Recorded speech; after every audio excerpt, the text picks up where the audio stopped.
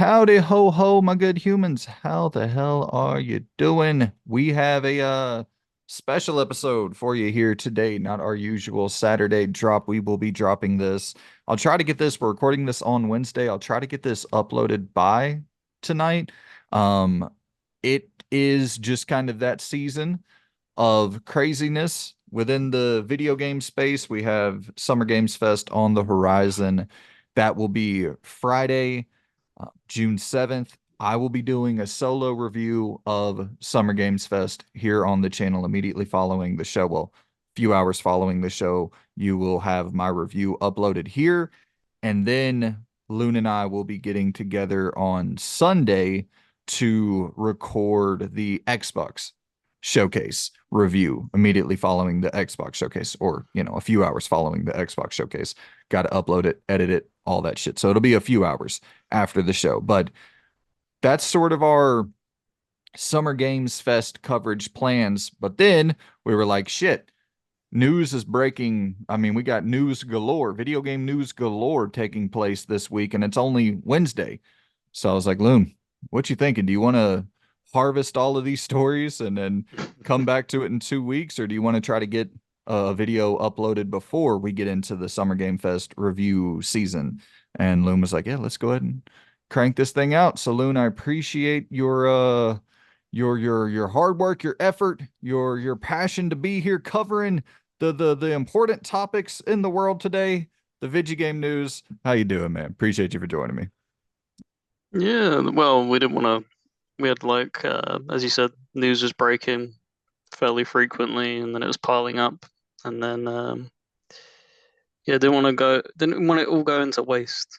Yeah, So get another show out. And yeah, apologies for the delay in the camera. I have no idea why that keeps doing it, but it's like you all said, good. as long as the audio comes through fine, that should be all that matters. My Yeah. beautiful voice. Yeah, the audio is fine. So we were, you know, we try to keep it to about 10 stories at max per show. And that's sort of the reason, the impetus behind diving into it as early as we are this week is because we already had damn 10 stories piled up here. And we were like, all right, this is enough for a full-on show. So what we're going to be doing here today is a straight up news discussion show. Nothing, games played, no topics, just straight video game news. And then next Friday, we'll be back to our regularly scheduled programming. And, we'll have that full podcast where we talk about the games we've played and all that good stuff. That will be available to you all next. Well, we'll record it Friday. It'll be available Saturday for you all to watch. So, with that out of the way, Loon, what are you thinking? I'm really kind of glad that this story broke here today, this Xbox story, regarding the possibility of a shadow drop at the showcase and even the possibility of them teasing their handheld console, because I think that we had a bunch of good stories to talk about, but this is a nice, this is pretty substantial. This is a very interesting story to dissect. And granted, all rumor, speculation, could be total bullshit, but I do find it interesting. And you actually put this on my radar, Loon. So, well, how you feeling about this? Um, it will go like one of two ways because there's people thinking that it might be the PlayStation Pool is what it Yeah. was called. Is PlayStation's thing where it's like a streaming device more so than an actual, independent handheld thing. And if it is going to be that, it's just them following in them footsteps. I don't think I'll be all that. I don't think that's going to help anything really for the majority of people. Even though the Portal surprisingly sold pretty well Yeah. according to a lot of the metrics. So I don't know who's buying them. Yeah. I think it's got that has to be just like a dad device. You got the kids watching fucking SpongeBob or whatever the hell kids watch these days, and the TV is occupied, and you just need something to play your game while the kids are doing, playing their game or watching their TV shows. feel like it has to be primarily that demographic, which is a very odd demographic to target. But at the same time, if there's a demographic there to target, these corporations, I mean, it's kind of in their best interest to target them. So I do wonder if that is Xbox following in those footsteps. But then I kind of go, we've heard Phil Spencer talk a good bit about what he wants from his handheld devices.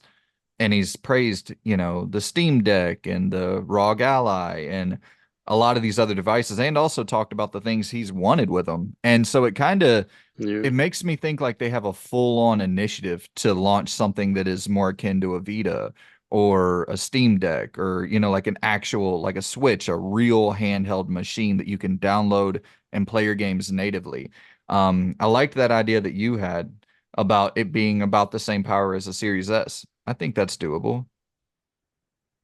Yeah, that's the thing. I really wished that they would have just scrapped it in its like initial concept and maybe just gone fully fledged, like take a swing at maybe a handheld. Yeah. Um, because the Series S really like it did strong numbers in the beginning, but that's because nobody could get a hold of like anything. So it was the better than nothing kind of thing purchase for a lot of people. Yeah. And now that, the Series X is heavily available and easy to get, them sales are almost non-existent. Like I'm seeing them being listed on sale for, I think I saw one for £106, so like probably $130 Oh, brand new. wow. Like they're just not shifting at all. Nobody wants them. Yeah, it's strange to me because like I know that at one point they were saying that that was like what 70% of the Xbox uh the share was heavily skewed towards Series S over Series X. Just shows how bad our sales are. Yeah, and that's the thing. It's like, man, why? Yeah, but do you think that say it is a full-blown handheld device that they reveal and say it's available 2025? Do you think that that is because, we're in this period now where Xbox is definitely in a transitionary phase. Do you think that is a move that sets them up for some level of success that could maybe get them out of this rut or whatever you want to call it? Um, it's so difficult to predict stuff like that. But what was it? I think it was last week we touched on that there was rumors that Steam will be on Xbox or something, like Exactly. a form of Steam. And it still feels a little bit hard to believe that you'd get that running on like a full-fledged console. Like that just feels really too good to be true. We know that Steam can run on a handheld because they've done it with the Steam Deck. So if they could like link up a partnership with this, if it is a handheld, that would make a ton more sense to Yeah. me. It does kind of beg the question if this market's going to become too crowded because, we're going to have the Switch 2 launching next year, early next year, I assume. We have a new Steam Deck on the way. I assume we'll get a iteration of the ROG Ally. And like, is there enough room for Xbox to even make a play? I feel like the only way they could make a play it would be if it was a legit device, like a legit download your games, have access to your full library, and then maybe you have the I don't know, 10 million of your 30 million base want to go in and grab that just so they can have access. I don't know. That's even probably way too far. Maybe 5 million. That's still a success, I would imagine, at least initially. So I wonder if there's enough room for this device to even exist. Yeah, it's a very difficult market to enter. The handheld market, we've seen, Sony try it multiple times and kind of fail to try and get it at least mainstream. Like, but there was some level of success, otherwise they wouldn't have gone for the second swing. But if they are to be successful, it needs to be a fully fledged device. It can't be like a streaming thing because it's way too niche. Yeah. It doesn't.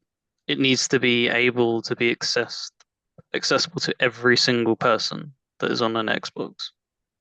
So whether or not they have incredible internet or really bad internet, it needs to be accessible to every single person Yeah. for it to have the biggest chance of succeeding. Yeah, because that's the thing with me with the PlayStation Portal is like the fact that it has to be streamed through the PlayStation. Like I've had horrible experience with streaming the games through the subscription service, like the PlayStation 3 games. Like my internet's just not good enough to get a high quality streamed version of that content. So it's like there's nothing there for me at all that's appealing. So that but if I'm just being totally honest, I think you and I are somewhat aligned here. I just personally, once again, I'm speaking personally, I just don't have any interest in handheld gaming whatsoever. Like it just doesn't really fit into my life at all. Like there's no time for me while I'm working. Like I don't take a bus to work or anything. Like there's really no spot. And if I go on vacation or something, the last thing I'm really thinking about is gaming. It's like so there's no real area where handheld gaming fits into my life. I don't have a kid. You know what I mean? So I'm not having to share a TV with a kid. And then like not to uh well, this isn't like some fucking elitist thing to say, but because I was trying to watch my words there, but like what uh, what I was thinking is even if I did have a kid, I would just buy another TV. And I was like, well, is that some sort of privileged fucking elitist thing to say? But really, if you think about it from a financial standpoint, these handhelds are more expensive than a lot of TVs. You can buy a Mm. fucking cheap 150, $200 TV for a lesser price than you're going to buy a Switch 2 or a native, Xbox handheld. So it's like to me, I would much rather just have two TVs set up in the living room, have the kid watching his shit on one TV or playing his game on one TV. I play the game on the other. You know what I mean? I just don't. But once again, this is all personal, how I feel. I don't have any interest in handheld gaming. But when you look at the Switch's success, obviously there is a mass market where these things appeal to people. And you look at the PlayStation Portal success. So I'm the outlier here. No doubt about it. Um, Yeah, yeah. I think I'm a little bit more open than you are because I've been eyeing up a Steam Deck more and more as time's gone on because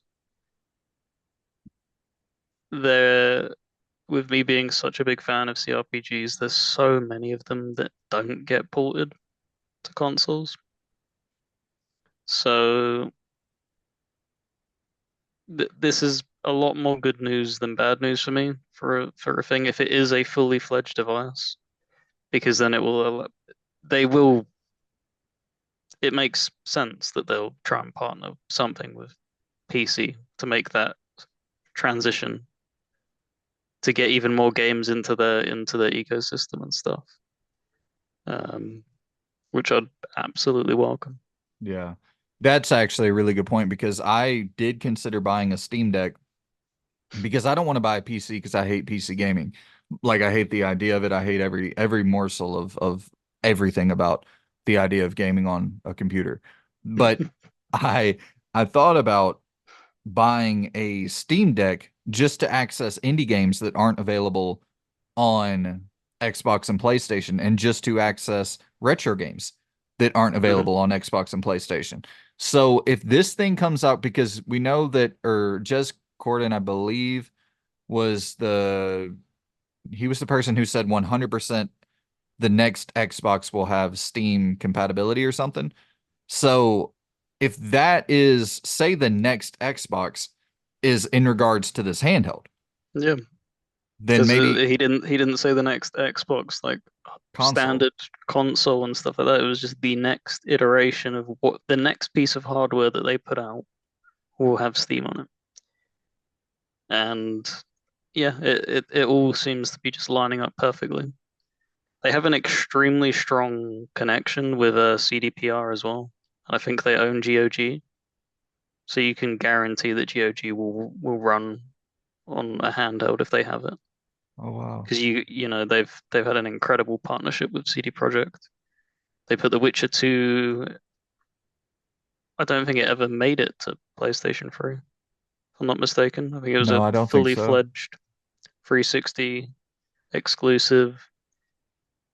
They had the thing with Cyberpunk getting everything on the disc for them of all people. I think maybe it was a little bit of because I was thinking back on it because we'd talked about it before and it was like that doesn't really make any sense. But then it made a little bit more sense because PlayStation was like pulled it from the store completely, right? Yeah, Xbox didn't. You yeah. could still buy it on Xbox, whereas PlayStation completely ripped it. So it feels like maybe that's their way of like mildly stinging them back, Yeah. is what got me thinking. I so because here's the thing, if Game Pass is available on this handheld device, as well as Steam, as well as GOG, as well as, all these different Epic, like I do think that now that I'm sort of considering it, that might be the device for me. Because if I can go and play my entire Game Pass library, all of the things I downloaded from Xbox that I bought, and if that is my way to also access retro and indie titles that aren't available on console, like, dude, I that is more and more appealing to me now that I'm thinking about it.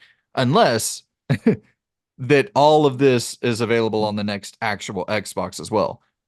But if, say, the next actual Xbox is 2026, 2027, whatever, and this handheld comes out in 2025, I'll just buy this handheld and then sell it when the next actual Xbox comes out and I can have all of that on a real system. Yeah, that's interesting. Um, I think it would probably be a purchase for me as well. Yeah. I don't think I would sell it. I think it would. I think it'd be a good thing to keep around because I think kind of what I alluded to again, like it has to have something that the Series X can't do. So to remain relevant, and then when is the next console roughly slated for? Like 2026, I believe.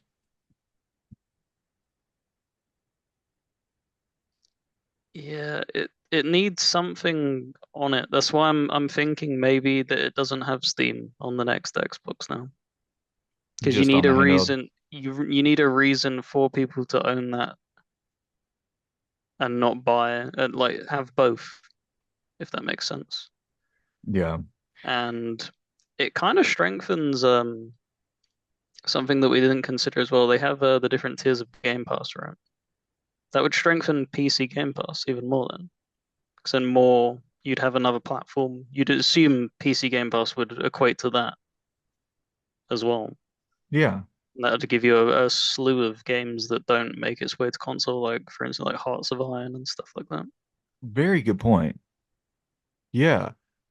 Man. Because there was a game that I'm seeing talked about all the time that just released on PC, and I'm fucking gonna blank on the damn name.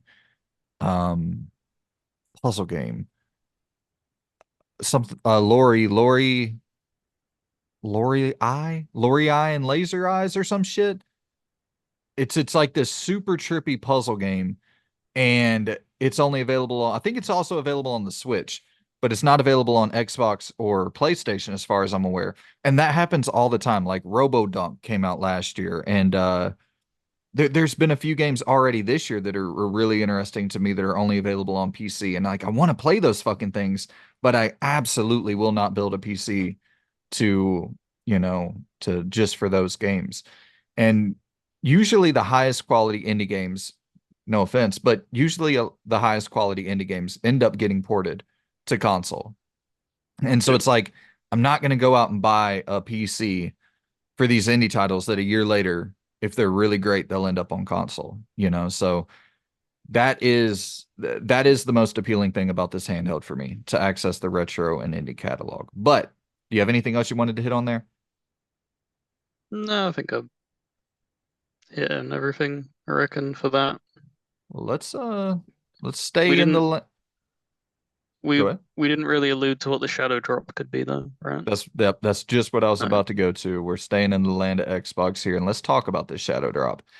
Um, okay, so we know that Hi-Fi Rush got shadow dropped at the direct or whatever they call it, direct, right? The developer direct.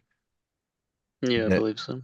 Yeah, that they do at the beginning of the year. They did one January of last year. Hi-Fi Rush dropped there February of last year, really early 2023. Hi-Fi Rush dropped and huge hit in terms of critical success. I assume it didn't sell all that well, unfortunately, because the studio is no longer around, which breaks my fucking heart. And it does make me worry about whatever this game is, just in comparison to what happened last year with one of their most talented studios.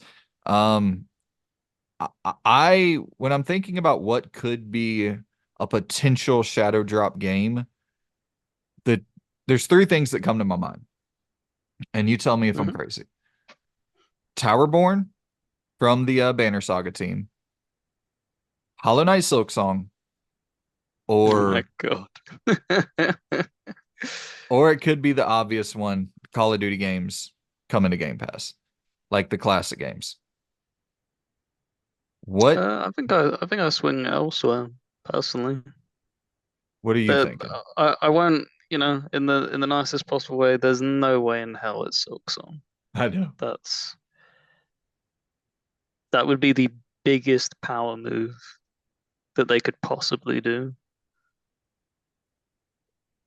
especially if they somehow like because they've done this before where like Inside, I think, or what was the game they did after that? What was it called? Uh, Somerville, Oh no, it was Inside. No, the what was the one before Inside? Limbo. Sorry. Limbo, that's what, yeah. I was thinking that Limbo was Inside for some reason. They kept Inside like tied down to Xbox for like a week, I think, like a really short period. Even if they could just do that for Silksong, I reckon that could like snatch a few more people into Game Pass for a very short because you've got so many people drooling and really wanting that. So if they somehow did and then was like you can only play it via Game Pass for even just like a week, 2 weeks and stuff like that, I think that would be a massive get for them. But I Yeah. really don't think it's going to be that. Towerborn's not a bad shout. It would definitely fit in that kind of like little side game kind of thing where it doesn't really, not to, throw shade their way, it doesn't really benefit from like a big marketing like push, to be honest. I don't think if you're gonna play it, you're gonna play it. If you're not, you're not kind of thing. And then what was the third one? You said Call of Duty games. Yeah, just the classic Call of Duty, a couple I classic Call of Duty think games. I think that's probably not a bad shout. That's probably of the three, probably the strongest of the three. I kind of leant towards maybe because there was the Fallout 3 like remake thing or remaster, whatever it is that's been branded. I think it'll either be that to try and capitalize on the show because Bethesda's happy to put out things that need tweaking and patching and stuff. So even if they put it out in like a semi-broken state, you know, it it's something Fallout to capitalize on the show's success. And then I was thinking more, and I was like, maybe it's an Oblivion one as well, because that got kind of rumored. But then what made even more sense to me is we keep hearing about a Gears collection, and I think what it'll either be is of the three for me would probably be either Call of Duty drops as like number one, considering they've got that Call of Duty Direct and stuff. So it'd lead perfectly into that. Second place for me would probably be like the Fallout thing, and then Gears was like a third. You actually really you hit on something there that I have not thought about at all. Fallout 3 isn't available on PlayStation. It's only available on PS3. Like PS4, PS5, it's not available, I don't think. So if they announce this and they kind of stick to that same plan, like how they did with the Quake games, the remasters, where they put them out on PlayStation, Xbox, I think even Switch. Um, that because Fallout 3 coming to Xbox doesn't move the needle at all because it's already available. You know what I mean? Yeah. Oblivion, same thing. But if those games became available to a PlayStation audience, a Nintendo audience, like that's a potential big, big, big, you know, sales boom. Yeah. Um, so that is actually really, really compelling. I don't know if, do you remember the Snitch, the Twitter account that used to leak everything? No. So he was like the most prolific leaker of our modern times. And I don't know if he sold his account or what, but I still follow it. It's very much, it's less in the vein of leaks these days and more commentary. But he did say something to the effect of huge Xbox showcase incoming, great games for everyone with a blue heart and a green heart. And so I'm like, huh, the fuck does that mean? And I remember Sarah Bond tweeted a while back something about the showcase with a blue heart and a green heart. I'm like, what the fuck is going on here? This has to be intentional. Yeah, that's the blue obviously symbolizes PlayStation as it's their color, and green is Team Xbox. And it's Yeah. just them trying to maintain that image of we're reaching out to everybody, they they want as many people playing their games, and they've said that time and time again. They want as many people playing their games. So yeah, it would make a lot of sense to release like a Fallout remaster remake on PlayStation because, like you said, yeah, it will be a better experience probably than what we have on the 360. But even then, they put a good amount of effort in it because I played it like a few days ago. It's not just a standard back compat port. Like it's got increased like frame rate boosts and stuff like that. Like the image looks pretty sharp for what it is, considering it's a what, 2007 game? Yeah, Like it's 2008, something like that. like it's a very old game and it looks fairly clean. So it would have to be if it is that or Oblivion, then it needs to be dropping on PlayStation. And like you said, I didn't even consider that. Like they should be able to be running on Switch. Yeah, definitely Dip Switch everywhere. too. Yeah, dip everywhere. No doubt, man.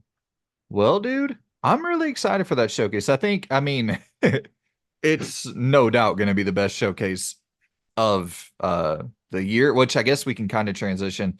I didn't put this in the rundown, but I'll quickly hit you with some points and let you sort of react and, bounce back. Um, so Keely did a stream kind of setting the expectations for what Summer Game Fest is going to have on offer. He said that it was going to be about an 8 out of 10 show. He said his hype is like 8 out of 10, which that doesn't necessarily leave me all that hyped. Whenever you're the guy and you're saying it's an 8 out of 10, that makes me think for us it's probably a 5, 6 out of 10. He mentioned no Kingdom Hearts 4, and the fan base lost their fucking minds, which was just that was something to behold as well. I mean, in their defense, look how long it took them to get Kingdom Hearts 3 out the door. But why get Like, mad at Keeley? well, they need to direct it somewhere, don't they? If they direct it at Square Enix, they'll cancel the project. Look at them. They're all Oh. about self-sabotage. It's because he mentioned it. If he just didn't mention it, they would have left him alone. But yeah, it's a bit funny. I didn't see that though. That's quite funny. It's so funny the difference in fan bases because he said no with Wolf Among Us 2, and it's like you have the most depressed fan base in the world, the Wolf Among Us, and there everybody's just like sad after he mentions like, oh, okay. And then the Kingdom Hearts fans are like lighting torches, kicking down doors. It's like, what the fuck? How did y'all become so damn aggressive? This soft ass, like, children game, and y'all are out here burning down buildings and Well, you've done it now. revolting. You've branded it as a children's game. Well, I They're mean, gonna come after you now. I don't know what to tell you. I'm all for a good you know, like we talked about last week, Astrobot. I think you could kind of label that as a somewhat of a children's game, but sign me the fuck up. There, nothing wrong with that at all. Just whatever's fun to you is whatever's fun to you. But and that's the thing is like the Kingdom Hearts fan base at this point, they're like 60 years old. Those games came out in like what 2001, 2002. So at this, Yeah. I mean, yeah, they have to all be to even give a shit about the franchise. You got to be somewhere close to your 30s. Um, but yeah, so no Kingdom Hearts 4, no Wolf Among Us 2, which I was one of those people, along with the depressed Wolf Among Us fans, kind of, oh man, hanging your head a little bit after that. I really was hoping for that. Um, Blumhouse is going to be there, and they're going to be discussing they have like a horror video game division that they're starting up. hmm And I don't know if they're going to be like announcing a game. I don't know. They're going to be on stage discussing their plans, though. You have any interest in this? Obviously, they made The Purge, Get Out, Insidious, some other pretty big franchises as well. So I wonder if it's going to be attached to one of those IP. So I was wondering what that noise was. It sounded like a massive bee was in it. You're good. Um, I mean, I'm not gonna lie. I did enjoy the Purge movies. I watched like the majority of them. They're they're probably as close as I'd say I'd lean into like a slasher movie because they're like I really don't like slasher movies. I think they're really really awful movies. Like Friday the 13th and everything. Not really my thing. Yeah, Um, it is interesting that they see potential there, and their projects usually have like a decent amount of budget behind them. They're like not, Steven Spielberg levels of budget and stuff like that, but they seem to garner like a following that's strong enough that they think that they can step in and do something. And they probably have looked at like the Man of Medan games, the Dark Pictures, sorry, and they're like, we could probably replicate something similar to this, you know? that's a good Not point. to like devalue them games and say that they're easy to make, but that's totally in their wheelhouse to be able to accomplish. Yeah, no, that's you can staff up, find the right people, probably X Quantic Dream talent, X Telltale talent, X Supermassive talent to build something like that. I'm not saying easily, but those games do come out on an annualized basis. So like there is a format that is once it's laid out, somewhat easy to replicate. Um, I shouldn't say easy, that's not the right term, but you get what I'm saying. Mhm. Um, but so the thing that I was really pondering because my biggest hope in the world is that it's not a first person walking sim horror game. Um, Oh we have God, that Blair Witch game was awful. yeah, that's Just kind gonna of throw, I've been trying not to throw shade anywhere, but that is where I will be throwing the shade the first time this episode. That was so dull. yeah. Like I remember like starting it up and being like, there's nothing happening. And it took so long for something, and it just yeah. So I'm with you there. I don't want it to be one of them. Yeah, and you saw the rise in popularity over those titles for the last few years, even decade. Um, and so it's like, man, please, please don't tell me you saw that spike in popularity and you're going to try to chase that dragon. Because I think we're at the end of that dragon's life. I think people are starting to really, really get tired of that experience. And you're kind of seeing even the transition to like PS1 era horror games. Have you noticed that? Like we're slowly, Yeah. yeah, we're like phasing out of the walking sim era and going into the PS1 kind of old school. It's an interesting transition. I'm way more interested in the PS1 horror style games than the walking sim games. But um so I started thinking, and I'm like, okay, Get Out, Insidious, you could definitely do that in some sort of walking sim manner. But The Purge, I don't really, I think that could be fucking sick. Like a triple A Purge game or a double A Purge game. Like there's some real interesting shit that could take place there, kind of like Manhunt vibes in a way. Yeah, it would depend on whose side that you're being portrayed as. I think a really interesting thing that could be done with that is like we alluded to, like Quantic Dreams style game. So with like how Detroit Become Human had multiple characters and stuff. Yes. So show the perspective from, the Purge games are very formula, not games, sorry, the films are very formulaic. You have like the family that's the more vulnerable thing, and then you have them people who, dip into the Purge. So show like both, show the duality of it, of the mindset of, because that was, I think the latest film did that.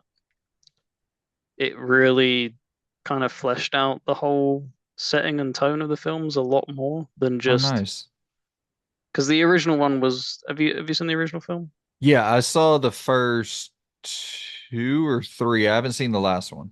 Yeah, so like the original film was like it's fairly hard to kind of take it seriously because you're like, there's no way there's be this level of fucking delusion in people of Yeah. like, I'm gonna not do any crime. I'm gonna harbor all my resentment and I'm gonna cram it into a 12-hour period. It was like, all right, Yeah. that's a bit fucking weird. And I guess minor spoilers for the newest film if you've not seen it. But they target like this really rundown part of like America that's like struggling big time. Like they have crazy like poverty rates and stuff. And what they do is they end up blocking off the entire island. And they say anybody that takes part in the purge, we will pay you like 500 or $1,000 or something. So they're targeting all of these people who are in like low income households. Because I think what it is I think it's the first purge, is what it is. Hmm. So like it's them going back and showing like how they got that momentum going. Because the whole point is that they're showing all of America that this is an experiment that could work. If you like all completely stop crime over the whole course of the year and just cram it into one night, that's Yeah. that's a lot better.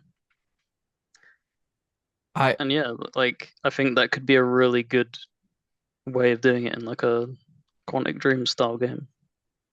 yeah, I totally agree. Like the multiple perspective thing, I think is definitely the best option there. Um, I do also, so I wonder if they're going to attach themselves to like an auteur type in the video game space. Somebody who like a Sam Barlow, and because like that's so like the idea of getting a creative funding their vision and you being kind of the publishing arm behind it. If I'm not mistaken, that's sort of the what Blumhouse does, right? For the films. Like I'm not a big film guy, but I think that they fund a bunch of different like directors and allow them to go out and make their. Weren't weren't they the people that gave Jordan Peele I think so with Inside the and or money? Yeah. yeah They like funded his, I think he's done like a few horror flicks now. And I yeah think they gave him the Us, thing. Get Yeah. Out, yeah. So I So it's wonder if definitely, yeah, it's definitely plausible. Imagine like a Joseph Fares. Just give him something to make a complete deranged game. The guy's crazy to yeah. begin with. Be like, can you make us a Purge game? And he's like, yes. I've always been wanting to. Fuck the Oscars, right, guys? They don't notice you either. He just goes on a full villain arc. He's like, imagine Joseph Ferris coming out to the next Game Awards or whatever. He's got like black nail polish. He dyed his hair black. He goes full goth. Well, dude, I love people like him because I actually could see that. Like, I could actually see him totally leaning it. Like, people that fully lean into whatever the fuck it is they're doing. I love that shit. Like, just immerse yourself. Like, his passion is so infectious. I love that energy. There's way too much like defeatist Corporate. fucking. There's way too much corporate as well in it now. Yeah, but there's also too much like people walking around like hanging their head and shit. It's like fucking you're doing great shit. Puff your chest out a little bit. We need some of that damn flamboyance and flair from the 90s and 80s brought back a little bit. I guess 90s is really the start of the depression era with the whole grunge and all that shit. But Well, he got yeah. like a slap on the wrist, didn't he, for going a little bit over the top, which kind of made me sad. Oh, that makes me sad too. I didn't know that. I think it was like, yeah, you need to like pull it back a little bit, and it's just like, come on, man. Like, there's a reason it went like and exploded like that. Him doing that at the Game Awards when he said "fuck the art," that's just free publicity for you. Totally. Totally. Um, but yeah, I do. I kind of, if I had to put money on it, I don't know why. I just think that I feel like Sam Barlow might be working with them motherfuckers. I really do. Somebody that makes just totally filmic, weird, experimental shit. I think that would be like a great notch in their belt. You know what I mean? To be like, oh, hey, our first adventure into the game space, and we got this crazy immortality style game, horror game. Um, yeah, I have a feeling they're gonna do something like that. They're gonna be working with somebody that's notable. Do you know what? You usually throw out the kind of crazy, little bit out there takes. Dude, what if they actually nailed down a Kojima? Like Man, they looked at PT and was like, give us that. There's clearly a hunger for it. They completely wasted your potential. We have a ton of like horror IP. You could even create your own horror IP and make a film to coincide with the release and just completely capitalize on it. Because he's been on like a massive movie kick lately. I don't know if you've seen that. Like he's been yeah, showing tweeting. so much love towards movies, and he's a big fan of movies. Has a lot of respect for them. And there was them rumors going around that he kind of wants to. He might want to make a movie himself and take a step like away from gaming for a little bit and see what that space is like. Yeah. God, It's imagine if interesting. he directed both. Sorry, there's just like a light bulb that went off. Imagine if he did like a horror IP game and they gave him the reins for that and also the directing of the movie. That'd be crazy. What would be really interesting to me is like if there was some collaborative effort going on between Xbox and Blumhouse for that OD game. Like if they're like, hey, we have these sets you can work on, you can use to, because we know that he's going to have all these real actors. And I assume he's going to try to thread that needle between film and game as much as possible. If they're like, hey, listen, we have all the, which I mean, Kojima Productions has all the motion capture studios that you could possibly need and all the, all of that shit. So, or I think they do. I would assume they do. But yeah, I don't know. It is a very, very interesting idea. And I'm curious to see more on what we get with that Blumhouse game division. But also, Capcom has announced they're going to show off a couple games at Summer Games Fest. I'm thinking it's probably just the Path of the Goddess game and probably a release date for that one is supposed to come out this year. And then I think we'll see some probably like an in-depth trailer on Monster Hunter Wilds. Don't think we're going to see like Resident Evil revealed here, Devil May Cry, maybe, maybe Pragmata. But even then, I really doubt it. That seems a little bit too big. I'm gonna hold out Starry-Eyed Delusion even further and really hope that they show one of the leaked remakes. Like even Code just like Veronica. just showing up like that it exists, just to squash and be like, yeah, it exists. Yeah. Dude, I would be so fucking hype.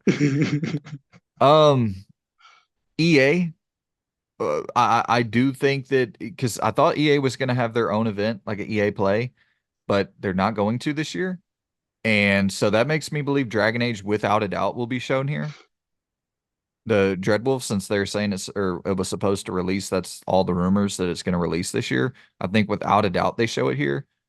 And they're also, I don't know if you've seen this, but the skate team is doing a bunch of like publicity, sort of really ramping up their marketing campaign right around this time, which I find weird. So it feels like skate is possible to show up as well, which that's the weird thing. We have a lot of shit on the horizon. It's like, why would you? call this an 8 out of 10 if you get like Dragon Age and Skate. So it's like part of me ends up going, I don't think that something's off here because like this is shaping up to be a great show if we get a lot of this stuff with But new maybe reveals. he's just being cautious. Because if he was to go in with like 10 out of 10 expectations, hype, and everything, then it can be twisted. And then if things land a little flat, then he gets flack for it. Whereas if he goes True. in with an 8 out, you can't. Yeah. He's got a massive understanding of the industry. You know, we as consumers love sevens and 8 out of 10s because that means that's safe. Yeah. We've become extremely cozy with them two numbers over the years. Yeah. Branding something 10 out of 10 gives it so much expectation. That is true. That is true. I I think nine might have been. I'm being so pedantic. It doesn't fucking matter. I'm gonna tell you, Loon, the He could have one thing. pioneered nine. That's what he could have done. I'm gonna tell you the one thing that I really worry about, dude, is I have a feeling that that 2K game from one of their most beloved franchises or whatever. You remember that? We were talking about that. The 2K was going to reveal that big game at Summer Game Fest. I have a feeling it's going to be the next Civilization game. And I think that might be why Keeley is really kind of putting the score down. Because like if we're getting Dragon Age, if we're getting fucking possibly Skate, a couple Capcom games, the announcement of a Blumhouse game, you know, Alan Wake 2 is going to be there with DLC. Like there's a lot of shit on the horizon. So that makes me think that Mafia and BioShock, it can't be one of those two. Because all of that combined, to me, that's a damn solid show with a lot of new announcements. Interesting shit. So I feel like there's no chance it's Mafia or BioShock at this point. Maybe Borderlands, but I even Yeah, doubt that. I'm starting to think Civilization. yeah, it's been a very long time. I was just looking it up. I know it released a lot later on consoles, but I think it originally dropped in like 2016 on PC. So it's a hell of a long time. Yeah. So that's So, That's a bit unfortunate, but hey, fans will be happy for that, or well, some fans will be happy for that. Uh, yeah, I PlayStation will be there, so I'm thinking likely the Lego Horizon game, which we assume will release this year. I think that'll be revealed. I think we'll probably see more Astrobot. And dude, I have a weird. I This is more of a hope, but I wonder if we see Alan Wake 2 get a full like physical package with the DLC included. Like kind of how Baldur's Gate 3 or like Phantom Liberty, where they're like, okay, let's clean this up, let's get it to where it's fully in its playable final state, and then we'll release it out to the world. Um, I yeah, that's the only thing that makes sense to me. If they're holding off on physicals, that would make sense because they did it when they re-released Control, the Ultimate Edition that came with all the DLC. So yeah, if they can do that, I will be there day one to buy that. But it did make me chuckle though, because when I was looking through the deals on the Xbox store today, they're still trying to charge 52.99 for that game. And it's just like you wonder why your sales are like in the floor. Like what yeah. is wrong with you? When did that come out? That come out in like December, didn't it? It came out October of 2023. God, even yeah. So it's been around for like a decently long time, and they're still asking for essentially what is like full price. It's Yeah. crazy, crazy. So is there anything you really want to see here? You talked about it earlier. Code Veronica for me is like, if that popped up, dude, my brain explodes. That or the Knights of the Old Republic remake. If we ended up seeing the Knights of the Old Republic remake and it looked decent, mind blown. I don't know if I told you this, but Technomancer, the Spiders game, when I Mhm. was playing that, I was like, oh, that should be the bar for what they could try to do with the Knights of the Old Republic combat, the remake combat. I mean, with PlayStation not funding or assumedly not funding it anymore, like if you can Yeah, scale back to that level, like it's not great, but that would be If Much better than spiders, the exactly, it feels decent, and if spiders can accomplish it, you know, that's not to like throw them under the bus, but it's like that was them before they seriously stepped into like the realm of like being considered good, you know, arguably great in some aspects. yeah, So yeah, if they can like hit that, that would be a really good get. totally. Um, so any big wants, hopes, wishes for this showcase for you? I know you're not necessarily the Uh, biggest hoper or wisher. You just kind of take things in stride. You're a little bit less yeah, because I look back at like 2013 and 2014 and being starry-eyed and then everything burning down before me, and I was like, well, maybe I should like reevaluate my expectations. yeah. Um, I just a part of me still is kindled. I just want Dreadwolf to be good. Yeah. I just What does that like mean to you? I this is gonna sound really stupid and silly. Like I was happy with Inquisition because I'm so invested in the lore. I could just completely accept the shortcomings of a lot of the game. So if it can just be even like 5% better than Inquisition, like I would just accept that. It's just because I've looked at the progression of Dragon Age and it started off as like a CRPG hybrid trying to do like a bunch of different things and it got more and more streamlined. So I doubt that they're gonna go down like a niche route. It's just gonna either stay on par with Inquisition or be even more streamlined and shy away from RPG mechanics almost altogether and maybe try and hit something more akin to like Mass Effect. Because Mass That's Effect, all it had was skill points on a level up, yeah, really, and a few choices powers. and yeah, Yeah, a couple weapon swaps, but yeah, it's not. And then when they went from Mass Effect 1 to 2, it got even less, yeah, RPG centric. And then Mass Effect 2 to Mass Effect 3, it was like almost all the RPG elements were missing entirely. Do you, yeah. It was pick your color at the right, ending. right. Do you, because I hate to be this guy, but like if they went down that Mass Effect 2 route for me, that would be like perfect. That would be exactly what I want. Is really lean into like making this as good of an action adventure game as humanly possible and then flesh out the dialogue and keep that intact.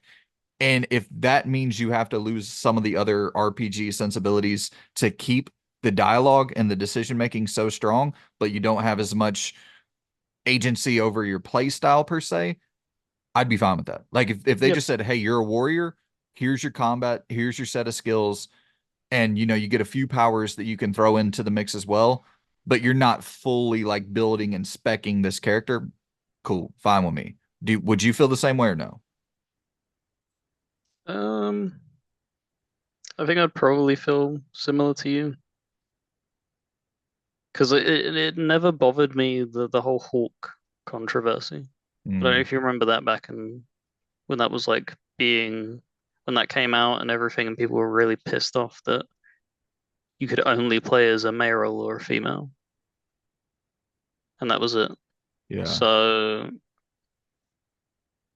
it doesn't bother me too much because I've seen the path that they're going down, and it started off very RPG, and then it's just become more streamlined. And this has been in development for so long.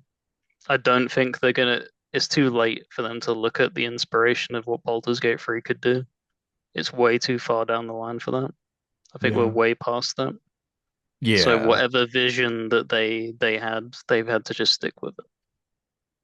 Hell, these games might have been in development like simultaneously from inception to release. You know what I mean? Like Dragon Age is just taking a long ass time, but I wouldn't even be surprised if they began development around the same time.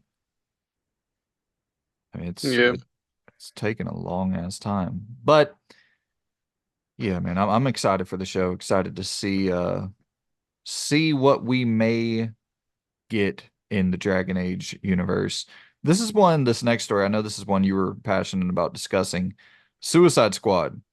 Gear, Gearing up to close support and most likely going to be given no weekly updates coming soon. And you had a bone to pick with the leaked character. I'll really just let you take this away and then give your full thoughts on the Suicide Squad debacle.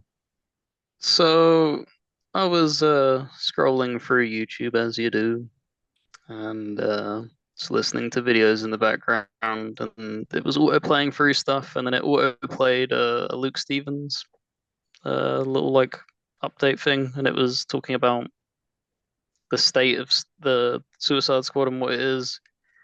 And he said that they have announced that they're no longer going to be giving it weekly updates.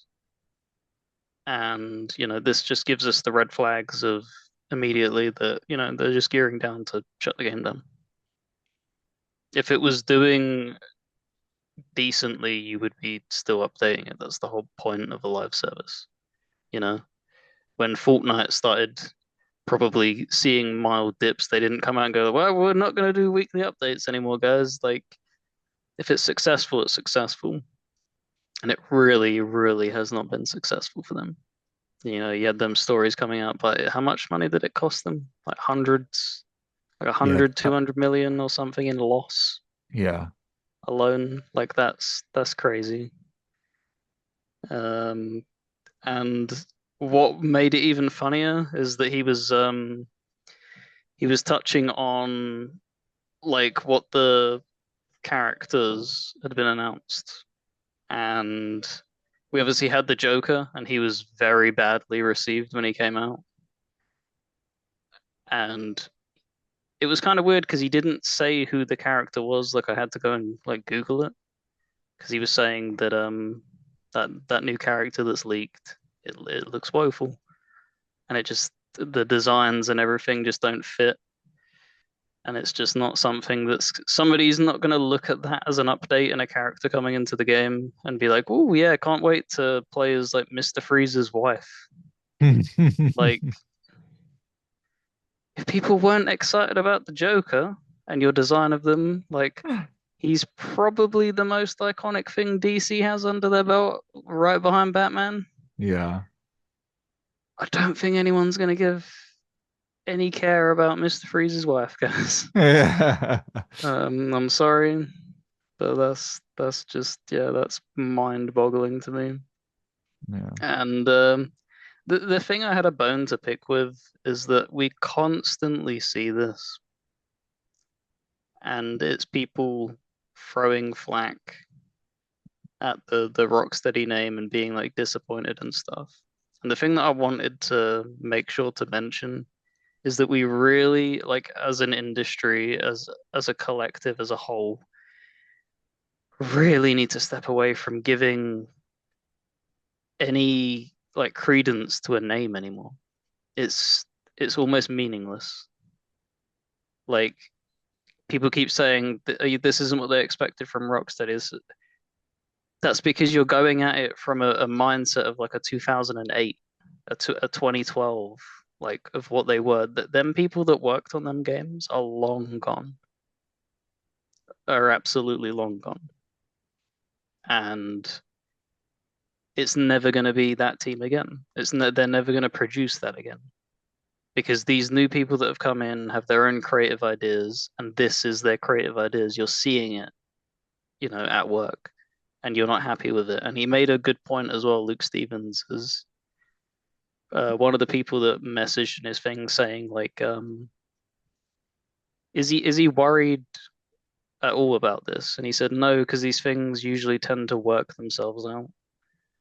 Like Warner Brothers will look at this, and yeah, they're still sticking to the live service thing, but they're probably not gonna allow people to do as much of creative freedom like that and kind of butcher the characters and stuff like that as they have, and try and maybe put a little bit more of a tight leash on it moving forward Mm. because politics shouldn't be in games and stuff like that. And having these agendas, it just never works out. You saw this with Saints Row, where they tried to push that kind of creative ideal, and you always get pushback. Nobody wants this preachy and you know, creativeness pushed down their throats. They just want to play a good game. Yeah, that's tough though, because then you got games like BioShock and Metal Gear and games that are inherently ultra political and they're received as some of the greatest games of all time. But I do understand like you don't want there's a difference between being preached at and having a good story that is extremely political. You know what I mean? Like the- And some of having the the ability to tell that story as well. yeah. Because they put these I it would be different if they put these ideas down on paper and did something with it. But they don't. It's almost as if they put them on there and just point at them, is what it feels like. There's no substance to it. There's no benefit for that being there. They're not achieving anything. It's just including it for the sake of including it, is what that feels like. I, what part of Suicide Squad was like that though? Because I don't remember really any, but I only played the main campaign. I don't know if there was extra shit added on that was like more egregiously like in your face preachy, but I don't really remember anything overly, you know, for a lack of a better term, woke. I think it's more so the design of the characters that they weren't happy with and stuff. With I believe in the gearing up of the announcement of the Joker, they were kind of I think they were basically trying to capture the Joaquin Phoenix kind of thing. Mm, But the difference is that the Joaquin Phoenix Joker had a movie tied to it, 2 hours allowing you to expand it out. And they kind of did this whole build up and everything, and then they did nothing with it. Like he got no story to expand upon that. It's that thing of like you're introducing something to point at it, and then you don't do anything with it. yeah, So it'd be it like imagine that in the Joaquin Phoenix movie. He does that weird stuff and then just went back to being the normal Joker. It'd be like, well, that's fucking weird. Why'd you show that? And there's got no tie to that story at all. yeah. I saw that trailer when I went to watch Furiosa at the theater a few days ago. I saw that Joker trailer for the second one. I was like, God, dog, like I got chills Mm. by the time that trailer, and it was just from a And that trailer, it was so good. and that's the difference, isn't it? That's an uncomfortable subject that's covering things that aren't you don't see these themes in a lot of things, but they're Yeah, doing something with it and it doesn't feel preachy in that sense because it feels like it's taking itself extremely seriously and respectful as well. As respectful as you can in like a movie like that. yeah. It's such a bummer, like it, I no doubt there was a time period, like the time period that I'll always go back to in terms of like culture, pop culture, entertainment, whatever, where I was like, yo, y'all have totally lost the picture. Was whenever I think it was Kevin Feige or something was like, yeah, we're thinking about changing the name of X-Men to make it more inclusive. Yeah. I was like, yo, this is Oh. we're on this short bus to fucking wherever the hell we're going. This is retarded. This is Hmm. so fucking stupid because like the idea of X-Men, well, for one, human, not man, human, encompassing women and men. X being you are being removed from your possibility of integrating with humanity in like a cogent and respectable man. Like you can't function in society because of your mutation. So you are excommunicated from Hmm. humanity. Hmm. X-Men. Like it's so simple. It's fucking right there. Like that's the point where it's like, okay, we're going way off the crazy train here. But then it's like you see something like Assassin's Creed Shadows, and then we'll move past this, where it's like just because a dude's black, that you can't. What the fuck? Why are y'all outraged about a character being black? That is batshit crazy to me. You know what I mean? So it's like this it's all such a shitstorm because we lump everything into this one category, and it's like no, Kevin Feige or whoever being a dipshit wanting to change the name of X-Men because it's not inclusive enough, that is not equal to or the same as Ubisoft creating a black character. Like that's not the same level of goofy woke shit, you Mm. know? So it's like I don't know. It's But it just comes from people also just being offended on other people's behalf. So I was talking to somebody who lives in Japan. Obviously, they are there. They have friends there. They're gamers over there. They talk. None of them were offended by it. right. It's people. It is people in America and the UK and stuff where they see this and they get offended on someone's behalf because they're like, oh well, they wouldn't want that, and it's just like, well, you don't know what they want. You're not over there. Well, It and would be it's like different if they're complaining about it, but they're not. yeah.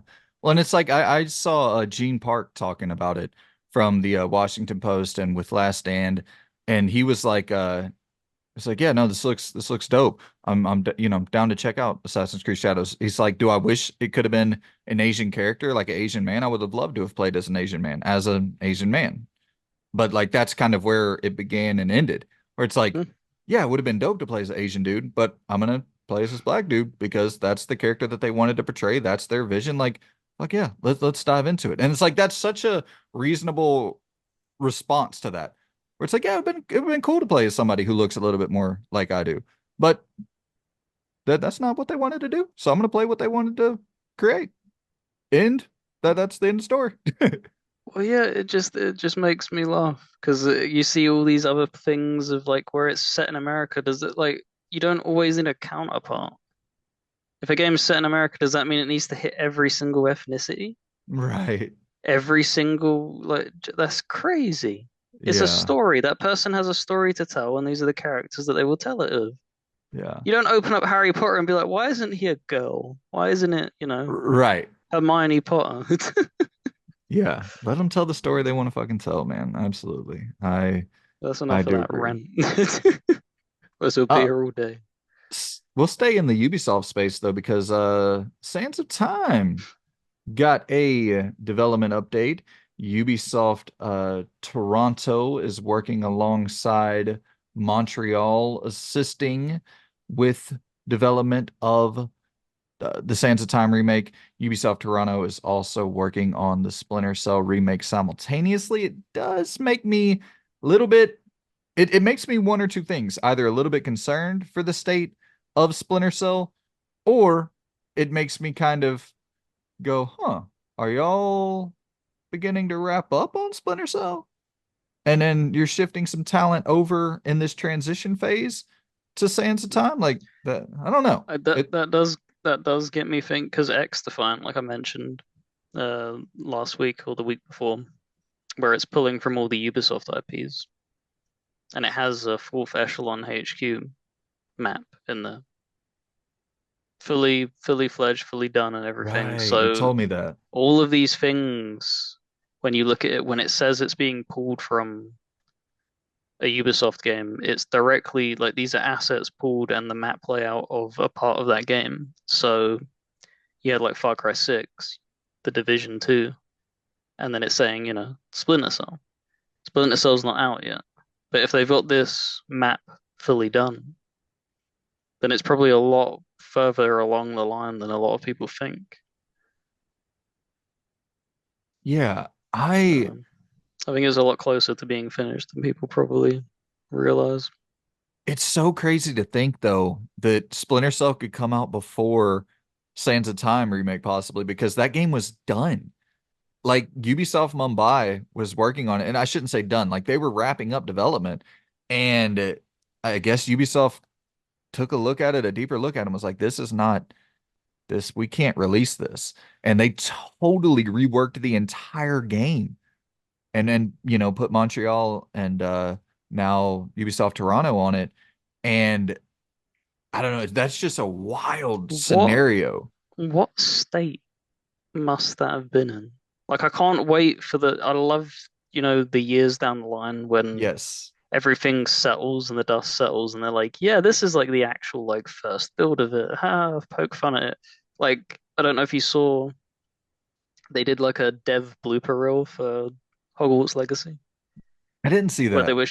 they were showing all of the things where they were like, yeah, we had these like obstacles that we had to like get over and stuff, and they were like, yeah, here's like we like actually recorded it because we found it that funny, and they were showing like stupid shit that was going on. They were like, yeah, these are like the early builds, and like, wow, imagine if we would have gone down this creative route. That looks terrible. That's awesome. I So gotta check that out. so like that's yeah, a lot more games. I wish they would do that. That was a good laugh to sit through. Dude, Ubisoft actually has a lot of interesting shit in the works right now. We obviously got Outlaws. I think that'll probably pop up at SGF in some capacity. Shadows, I could see that popping up. And then, Ubisoft has their own Ubisoft Forward or whatever. So I'll be tuning into that as well. Splinter Cell, Sands of Time, likely a new Far Cry on the horizon. I think something in the works with Division as well. I mean, they got a lot of shit on the burner right now. So it is exciting times for Ubisoft. They seem to be turning a corner a good bit here, at least in my opinion, with the Prince of Persia. Um, whoa, what is the name of that game that came out this year? Prince of Persia something Crown, Lost Crown. Lost Crown, I think. Yeah, and then they got that Prince of Persia Rogue game coming from the Dead Cells creator. Yeah. And so they have a lot of irons in the fire, hopefully allowing people to, different talented developers to come in and take a crack at some of their IP on a smaller scale. I love that idea. Um, yeah, you saw how I didn't mention Beyond Good and Evil 2 at all in that little. Let's see. Yakuza. We're getting a Yakuza TV show, and this is coming to us. It's Amazon, if I'm not mistaken, right? Yeah, Prime Video, Yeah. October 24th, like a Uh, dragon. October 24th, right around the corner, just kind of popped up out of nowhere. Really no information, no trailer, no, just like, hey, it's coming October 24th. How do you feel about this, Lou? I think that just shows how much confidence they have in the series now. They feel like it's got so much exposure in the West, and they've seen, obviously, they're under the umbrella of Sega. I don't know if Sega own them or if it's just that like tight-knit partnership, but they always publish their stuff. But they've seen how much foothold Persona's got. Yeah. And they've done how many releases now? You had Like a Dragon, the Kawamis, Oh, uh, Infinite Wealth. So it's over five titles now. yeah. There's like Ishin as well. They probably feel like they're in the strongest position that they could be, and they've looked probably over the fence and been like, martial arts movies and stuff like that, and crime. They always do numbers. Look at John Wick and stuff. Like a Yakuza John Wick. It's easy, easy money. It's just it'll be interesting who they cast. Is who I'm interested in seeing who they're gonna give the roles to. They have a Takuchi Ryoma as Kiryu. Um, let's see if I can I uh, won't lie, I don't know the voice actors by name, so I don't know if they've like landed any of them. Yeah, but it's saying here it's a six-part crime suspense action series set in Kamurocho, two time periods between 1995 and 2005, subtitled and dubbed in 30 languages, releasing in two batches of three episodes on October 25th and November 1st. And this is from Genki on Twitter, Genki underscore JPN. So, yeah, and directed by Take Masuhara. And I can't sit here and say I'm familiar with the actor or the director or anything like that, but so for me, the interesting thing here is that this could kind of be my gateway Yeah. into the games because I've never played them. So if this is like really, really good, this could sort of be my introduction into the series as a whole where I've played the Judgment games, but I haven't played the Yakuza games. So I'll definitely be checking this out without a doubt. And I don't know what timeline they're going to be pulling from the Yakuza games. Obviously, I have no information. Um, it's based on the first game in the series, Oh, perfect. I think it's going to be taking place in 2005, it says.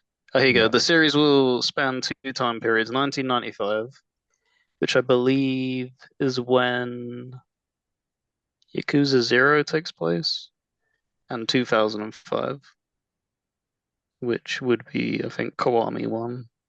perfect. So So, I'll probably just play or I'll probably just watch this and then maybe jump into the series for the other games after this, or maybe even just I might like the world so much that I jump into the games and play those as well because I definitely will be checking out the games at some point.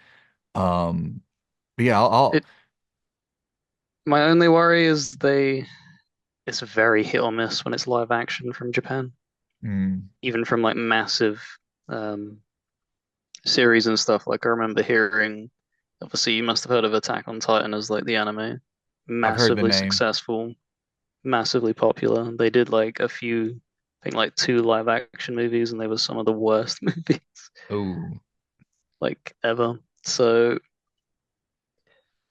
you would hope that they could do this a little bit more justice, considering it is just going to be like a crime drama, like they said. And not to like throw a little bit of shade though, it's very formulaic storytelling. Like when you've played one Yakuza game and then you play the next one and the next one, like you like oh God. it, it it's not like repeated plot, but you can kind of tell there's always going to be some crazy intrigue that he somehow gets wrapped up in while he's trying to be like the stoic, like I don't want to be this going down this crime route, but I kind of have to be. And then you have Majima coming out of like a bin, looking like a boggle-eyed guy that's woke up in a pet cemetery, as Yahtzee once said. He's just a fucking absolute loon. So I can't. I want to know who portrays him, and I hope they do him justice because he's like my favorite character in gaming. He's so unbelievably just strange. Amazon's Fallout, right? Yep. Okay, so I mean that's a good sign. Getting Amazon behind it. I'm not saying everything's going to be Fallout level, but if that is kind of their bar for what they're looking at with video game adaptations, then hey, because Halo, well, that was Paramount, right? Yeah. That was a Yes. that was a big swing and a miss. I get those two confused, Prime and Paramount with Yeah. but yeah, dude, at least they have a high bar so far, Amazon. Yep. But Other than the Rings of Power, which wasn't perceived particularly well. we do actually have some more information now about the nonstop leaks that we have been getting in the video game space. It seems that this all came from an employee or multiple employees potentially who worked Yeah, at it was Google. multiple. Yeah. Yeah, who they worked at Google and they were allowed, back end access to these different YouTube videos like State of Plays and Nintendo Directs and all this and that. And they had back end access so they could go in and pretty much like with the State of Play. I don't know if you saw this. I hope you didn't. But it leaked like an hour or two before the show. Like the entire show leaked a couple No, hours before I the State of didn't. Play. And so like I knew what was going to be in there going into it, but thankfully it was awful. Like if there was something really good in there and it leaked, which has happened multiple times before, it's getting to the point, man, where like I've actually started thinking about it as, putting the shows together, where I'm like, this is kind of lame. Like I don't even know if how much of this I want to cover because like I never want to ruin I never want to ruin somebody's hype for something that could get announced. You know what I mean? Yep. I think that there's a level of it where like I'll never fucking do a full rundown. Oh, hey, here's all the games that got leaked for this upcoming State of Play. Like that is such a buzzkill. But then there stuff like the Xbox handheld and the potential of a shadow drop. That kind of feels to me more in the realm of rumors. Like we don't know if But that's actually going to spec happen. that's speculation, isn't it? Yeah. That's the difference is that, you know, there's you can tell the whole leaking of that show, where it shows everything it's in its entirety, you can be like, okay, there's no way you would report on that. That's insane. Somebody going like, "Oh, I think there may be a Xbox handheld and a shadow drop." The person leaking that, they may very well know what that game is. That there is a shadow drop and they know what it is, but they're because there's a great balance like that will generate even more discussion and it can make you feel even better as like a leaker of you having that information. You've dropped half of the nugget, but you've retained that other half. Yeah. Yeah. I do That's the agree. balance. I do agree that because there's also a thing where it's like, dude, you don't have fucking sources. For a lot of these people, it's like you found someone at Google that you pay and they just give you the info. Like you're not an insider. You just you have a back end to access. Like you don't have actual people in the industry. Like you don't have sources at studios or anything. You got back end access to data on YouTube, and then you're just spoiling that for everybody. That's just What lame as shit to me. what on earth is going through the people at Google's mind though? Like that they're people on like six-figure salaries and you're doing this shit. And Like I saw that it was a payout of under $1,000. What? they must be like orders of magnitude like confident that it cannot be traced back to them for that kind of fucking chump change of their supposed salaries and stuff. Supposedly Google's saying they're cracking down hard on this shit. They have to because it's their credibility. Like YouTube is one of the biggest platforms. Imagine if these big platform holders were like, well, we're not gonna, because what it was that they were like with what I'm sure you've done a few times, where you upload a video, but it's private, Yeah. it's hidden, so it's all ready to go. It just needs to premiere. Yep. So these things existed. They may just very well either, threaten to just not do it at all. All right, we just won't show it on your platform. We'll just move to Twitch or something like that. Yeah. Or they will do it at the very, very last second, which can, cause complications and then that will cause outrage and stuff like that. Like, it's a big blow to YouTube, this massive. And they need to crack down on it big time. Totally. I I don't really understand why they moved away from like live streaming it. Where just have it as a well, I guess they did. They did have it as No, a they did. It's what I think it is it's probably stuff like, how IGN shits out them trailers. bingo. Yep. But you can't have them ready to go that quick. Like these things are Damn. pre-done. So they're looking over at IGN's, like they have all the information there. They just click in IGN and they're just like, oh, well, these are all private. Oh, that's interesting. Let's leak this. And it's just like, come on, man. So why not remove the access until after the show for the IGNs and stuff of the world? Is their instant coverage that important? Like I maybe it is. Because then you risk pissing off IGN. Because it's the first come, first serve thing, isn't it? So they probably have extremely tight like they must have very tight knots tied with YouTube and stuff, where they sign their NDAs on their side that no one in IGN leaks. And it's obviously implied that no one on YouTube side should be leaking. But obviously that's not the case. They've clearly done that. But so if we know that's not the case, then why not cut the head off any way possible? So don't send out those trailers. And if you piss off an IGN or a GameSpot or whatever, like what? I'm not trying to be rude, but like, what does that mean? Like they give your game a 7 instead of an 8, or they. I just don't. Yeah, Yeah, I don't even know what it's the not that. It's ramifications. more just the cut. You think of how many casual gamers only they don't take it as hardcore as us. They use IGN as their whole source of income of news and stuff like that. So they may not be able to sit there and watch a 2 hour trailer, but they need that breakdown Okay. Yeah, thing. yeah, I do guess that makes sense. The traffic, the just sort of kind of foot traffic or whatever that would be lost. The internet foot traffic, Like if that. anything they put up IGN gets, millions and millions of clicks. Yeah. So Well, you don't want dude, to risk pissing them off. yeah. I hope that that problem can get solved though in some capacity because I think that the level of leaks that we've been getting as of late and the level of like leakers where it's like, yeah, I don't know about you, dude. No offense to some of these fellas out here, but it's like y'all aren't those guys.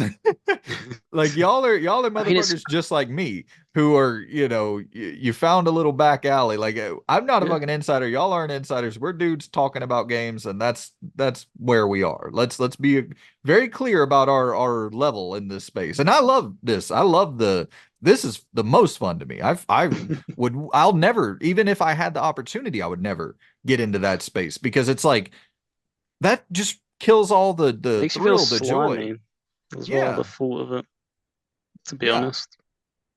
Exactly, for sure. But yeah, well, you were about to say something. I cut you off. I was just like the amount of respect I have for FromSoft because they seem to have that shit airtight. Like you think of how hyped people are for Shadow of the Erdtree. A bunch of people have already played like a 4 hour slice of it and have been able to give very vague statements on what we can expect. But there's been like no leaking of like anything that they don't want leaked. Like they've told us how many bosses we can expect, how many weapons and stuff, but there's no like this is the ending. Yeah, So hopefully it's got a few weeks until it does launch, so hopefully it doesn't leak up yeah. until then and they can kind of keep this airtight. But yeah, that's how it should be. Did you see this that they're making the PSVR 2 available on PC.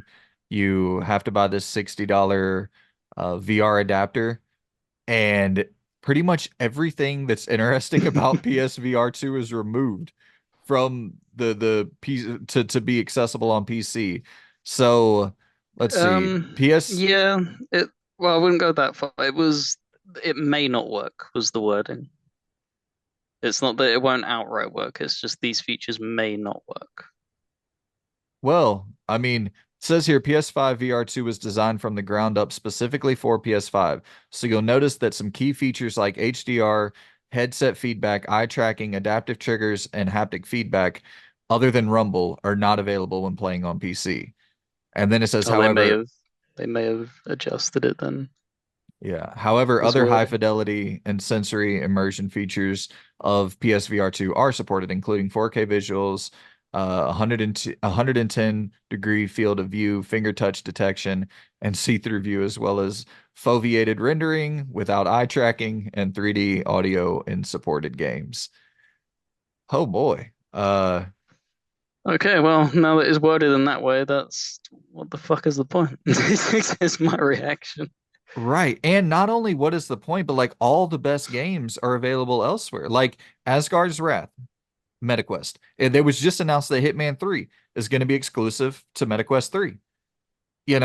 Fucking Half-Life Alyx isn't on PSVR 2. So it's like, what, where, how, why?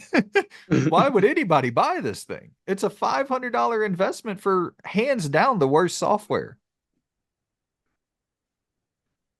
Yeah, I couldn't tell you. But I like this just returns to I'm probably the worst person to try and like ask and get feedback on it because I've just never been an advocate for VR as a complete waste of time. I do too. But because I saw the people trickling in with the comments, like seeing it's available for PC and it gets praise, and then they don't look at all the things that could be missing and Yeah. can. And it's just like, oh, you poor fools. Yeah. Listen, and I'm all for treating PC players like second class citizens when it comes to Of course you. no. Hear me out. Hear me out. Maybe I shouldn't have used that term, but like, I'm all for treating them as I don't know, second class citizens when it comes to first party single player games, because those games are already selling in abundance. You don't need the PC audience, but not Mhm. for your VR shit. You can't move these things to save your life. Dude, you need to be doing everything in your power to get the, and not even, I'm not even saying to make tons of money or to just to get the fucking backlog of these things that are piling up in warehouses across the globe. Get these damn things out the door so you can wipe your hands of it. I mean, it's the PC audience is probably one of the only audiences out there because obviously, for high-end PCs, people are spending thousands and thousands and thousands of dollars. I mean, up to probably like what, seven, $8,000 for a lot of these rigs. So if people with that type of expendable income, those are the people you need to be targeting for this $500 piece of hardware. And the only way you're going to be able to get them, because those people love specs and all this, they love the technical power of these machines. So Yeah. stripping all that cool shit away, now that audience isn't even going to be interested. I don't get it. Well, what? How is it of any worth to them anyway? If they're spending that much money, they would have, and they're interested in VR, they would have already got the MetaQuest. Yeah. They would But have already picked it up. supposedly by like VR enthusiasts, PSVR 2 shits on all of those in terms of the technical performance, the power of it, and what it's capable, all the features. But if All the those features, features that are missing. exactly, it's just like, what are we doing, guys? Fucking PSVR 2. That's going to go down as you were talking earlier about wanting to see a documentary after the smoke settles, after the dust clears. That is one for sure I'd be interested to see. And this actually kind of tying straight into another piece of pretty awful hardware. Uh, CryEngine games. You jotted this one down. CryEngine games are showing their age yet again as Kingdom Come Deliverance 2 seems to be struggling on the Series S as it only offers 25% more RAM than the Xbox One. And so what was the actual, you have the article pulled up? There was something where the game was only going to be able to Give me like one moment. I thought I posted the thing in there. Clearly I didn't. My bad. no, you're fine. I remember reading it, but I should have jotted it down. That's on me. But I remember something to the effect of they they're having to kind of limit the scope of Kingdom Come Deliverance 2 because of the Series S potentially. And it's like, Yeah, the scope's been limited by the Series S, which utilizes 10 gigabytes of RAM instead of 16 housed in the Series X and PS5. Due to the Series S only offering 25% more RAM than the Xbox One, which somehow managed to run the original Warhorses, made Kingdom Come Deliverance 2 25% bigger than its predecessor. And so the problem that my understanding is it obviously runs on the CryEngine, and I don't know why they do this, but a game that springs to mind that also had ridiculous performance issues was Sniper Ghost Warrior 3. And it's because it insists on loading everything.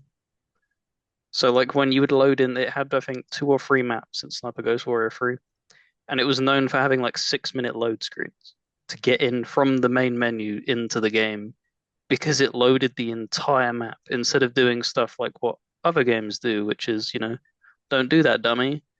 Maybe load what the player can see and, you know, make everything else hell of like a lower thing, but they just don't do that with CryEngine for whatever reason. Um, so with the Series S being the glorified doorstop that it is, it's just showing again like the people that are like it's not holding back and stuff like that, and it's just like, but it kind of is. it I mean, it kind of is. this is like the fifth example. Yeah, and it's like yeah, they could divert resources to maybe optimize it, but that's such a small amount of fucking players. Like that's such a waste of their time to have to do that. And that's why it was like the same with Larian and stuff, where they were like, look, we just want to ship it and then we'll do that on the side after, like if it's that damn important for you to get it on that. And yeah, this Well, I I just don't understand why people purchase the damn thing. to me, it's like the thing that's so frustrating is that it's clearly it's impacting games on PlayStation 5 and Series X. Because if they're having to scope back and scale back to get this thing functional on a Series S, that it inherently impacts the performance or inherently impacts the ambition for what they're able to achieve on the actual like current gen systems. And Yeah, it's the same thing. It's the same argument I've had with fucking PlayStation games. God of War Ragnarok. Like I see the PlayStation 4 game in God of War Ragnarok when I'm playing it on PS5. I see that is a PlayStation 4 game. The nonstop shimmying, there's so much in there that I clearly see. And but then there's weird examples like Forbidden West where I'm like, I don't know what the fuck magic y'all did. but then you look at like Hellblade and the amount of shimmying that it had in that game, and that's only on a Series X. So it's like, Well, that's on Series S as well. oh, is it on the Series S as well? Yeah. Oh, what am I saying? Of course it is. Man, they really need to just fucking kick that thing out of a window. Like, God No, damn the thing. make that thing into a handheld and fucking make it to where you can only stream like the most ultra impressive games. You know, some sort of compromise because like this is in terms of because here's the thing. It feels like once we finally move away from this bullshit cross-gen thing, we're going to still have another hang up where it's kind of cross-gen in a way because people are going to have to develop for the Series This S still. this is this is the new normality because of this whole hiccup. And we touched upon it, I think, last week of what is it like 50 or 40%, something crazy is still on PS4. Like 50 million players. that's that's crazy. And it's because they have no reason to move because Not they're still receiving games. Like, yeah, they're inferior versions technically, but yeah, in the nicest, they're console players. They're not there for the pushing of boundaries because if they were, they would be on PC. They're happy receiving a slice of a game in that state. As long as it functions and as long as it runs and isn't like day one cyberpunk, they'll accept it. yeah. Well, and the thing is too with um with the Series S is I wonder if Xbox is planning to get out of this console generation quicker because of the Series S, where they're Yeah, wanting to restart in 2026 to be like, hey, totally new slate, totally new slate. Nothing, all the promises we made about our games being available on Series S at the same time as Series X, that's done now. That's done now. This is Series Y, totally different. Games will not, and maybe they can do a thing where it's like some games will be available on Series X, but not S. You know, so it's like still trying to keep the save face a little bit, but I feel like they're trying to kick that damn door down as fast as possible to get away from that promise of all games being they would available. have to, with it being XS everywhere, they would just have to abandon it. Like no more Totally. Series X either. Like they would have to be extremely bold and just be like, this is the most powerful console, and we're here to do the most powerful games and push that as their narrative. That would be their going forward and being like, it can only run on this system because we're squeezing every drop out of, every piece of software that we put on this. I would love that, dude. And once again, talking about we've talked about a million times, and we only got one more story, so I'll quickly hop off this. But uh talking about the benefit of like physical media and just the fact that, you can go in and take a big batch of those Xbox games or PlayStation 4 games or whatever, trade them bitches in along with your system, and you pretty much can pay for like if I go to GameStop right now with my Series X, I could pretty much pay for the next iteration of the Xbox console. Throw a few games in as well. It's just, yeah. Once again, we've beat that drum until it was. I will never get an analogy on this show. I don't think I'll ever get a single fucking analogy on this show. Pitiful. Uh, Staying. one day, one day, one day, one day. Staying in the realm of, well, actually, we were just talking about Xbox. Yeah, my brain. The longer these shows go, the more I lose my fucking intellect. We were talking about PlayStation, went to Xbox talk. Now we're going back to PlayStation. Multiple single player Naughty Dog games are in development. Uh, Neil Druckmann did an interview with the LA Times and said that Naughty Dog will not be known as the Last of Us studio forever, and did confirm that they have multiple single player games in the works. I'm assuming this means two single player games in the works. I imagine it means The Last of Us 3 and that new medieval game that they've been teasing for a while. Not medieval in the sense of like the actual IP, but like a game set in medieval times, and probably gonna be another dark ass, fucking sad ass thing from Naughty Dog. But yeah, sounds like he's confident in the team's new IP. And a part of me wonders if, so I think that The Last of Us 3 will be the next game that comes out. I think they're going to try their damnedest to get that thing out as quick as possible with all this, buzz with the TV show. And then part two will be coming like 2025, I think is when part two is supposed to release from HBO. So I Yeah, imagine they want to go ahead and have part three available 2020. I don't know if Naughty Dog will put out a game this generation, which is a wild thing to say, but we're already next year's 2025. it'll We come would out only 2028. the final kind of the same way The Last of Us 2 was the swan song game for the PS4. Yeah, It because that'll give them, if it's coming out 2025 for the TV show, that gives them 3 years to get the TV show nice and wrapped up. Because I reckon they will want to do, you're not going to put the TV show story out of part three before the game. I think that would be ridiculous to do. You either want it side by side or have the game and then the TV show. And I think side by side makes the most it sense does. because people are going to tune into that on the TV and then they will look at the game because they love the TV show so much. And what better way than to have the game there at its highest price possible to suck them in? Yeah, you saw it with Fallout. You saw it with The Last of Us. It definitely, you're seeing it now with Mad Max. Mad Max had a crazy boon after Furiosa. So yeah, it definitely it works. It's just so wild to me to think that Naughty Dog might not, or they might only have one game this generation or potentially not have a game this generation. That is fucking crazy, man. That all of that time, all of that money, all of those resources, all of those talented developers wasted all those years on factions. That is fucking crazy just for it to get Yeah, canceled. that's a thing. I also, because I jotted down, I think it's good to hear that they're going to be working on mini games.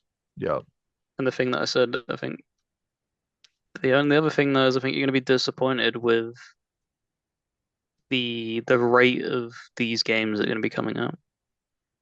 Like, gone are the days of putting out like a few games each generation. These big studios moving forward now, it's highly likely that it will be incredibly impressive if these big studios can put out 2 games per generation. It's more likely that they hit one. Yeah. And that's really, really unfortunate because I know we've said as well that we're constantly being swamped by games and there's constant things coming out all the damn time. But you'd want to be swamped by the best stuff more than And anything. I don't think we are swamped by the best of the best. I'm not trying to be rude, No, but like no. we're constantly swamped by indies, nonstop indies, more nonstop indies, and And then a crappy double A. reboots. Yeah. And then a double A title, and then some triple A live service thing. And listen, we get a bunch of great games still to this day, no doubt about it. Um, 2023 was one of the greatest years in gaming ever. You know what I mean? So it's like, yeah, I'm not sitting here saying that fucking that's crazy to think that we're in like some awful, awful spot with modern gaming. I think 2024 is shaping up to be a pretty rough year. But I do. I hope that this is a new, I hope that they go full on new IP after The Last of Us 3. Like, let that be the finale. I don't think it will be, but let that be what it But is. And then just all new IP. No Jack and Daxter. No, none of that. Fucking no Uncharted, even. I love Uncharted, but new shit. Make new shit. he hinted at that though, didn't he? In one of the interviews, he said he doesn't want to be known as they don't want Naughty Dog known as the Last of Us team. But that's That's the not. thing where I think they have two teams right now in development working. One I assume is working on The Last of Us, the other's working on a new IP. So are they going to consistently just be making Last of Us 3, 4, 5, 6, 7, along with another team making new IP, new IP? Like just let's leave The Last of Us alone. They can't. There's way too much money there.